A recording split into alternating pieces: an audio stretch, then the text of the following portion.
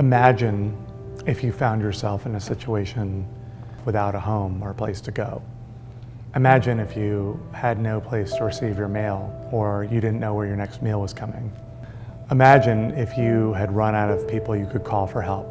What would you do?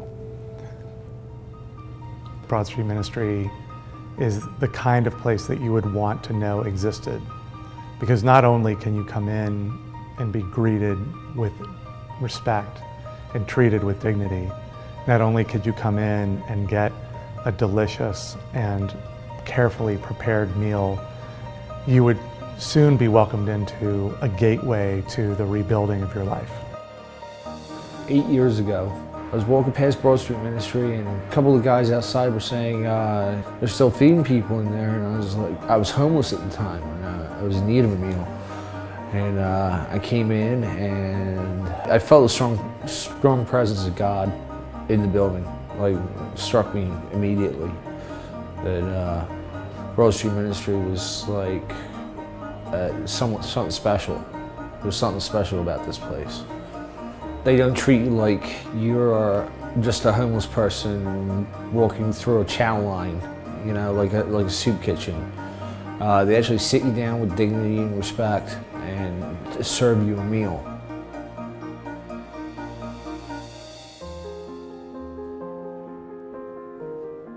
Because Broad Street Ministry is very reliant on our volunteers and other partners in the community, it's very important that we have that participation. We're helping the guests for sure, helping with food and clothing, but there's something that we get as a volunteer. It's wonderful.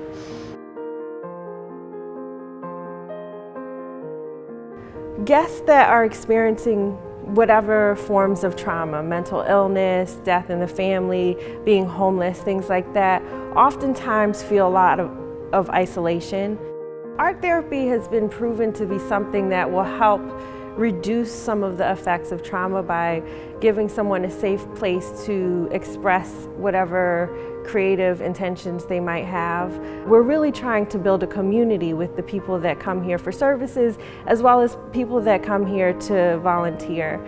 Just to strengthen those connections with the community often helps someone's mental health improve a little bit. On a more service level, helping them connect to things like medical assistance outside of here, a doctor, getting them into more stable housing. Those are things that our guests experience over time while they're here.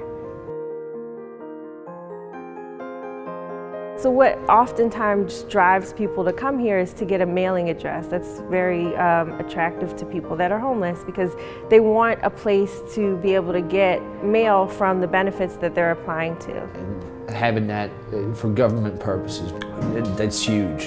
At Broad Street Ministry, they bring us back to the world. You're still a person, you get mail, people worry about you. Okay, you just give them an address or something to call you, they will write you a letter. You can be back into society. We view our guests as individuals. They have a whole history, they're a whole person, and our job is not necessarily to help them and drag them out, but to give them the empowerment to be a little bit more stable and to reach the goals that they set forth. This is a different world, okay?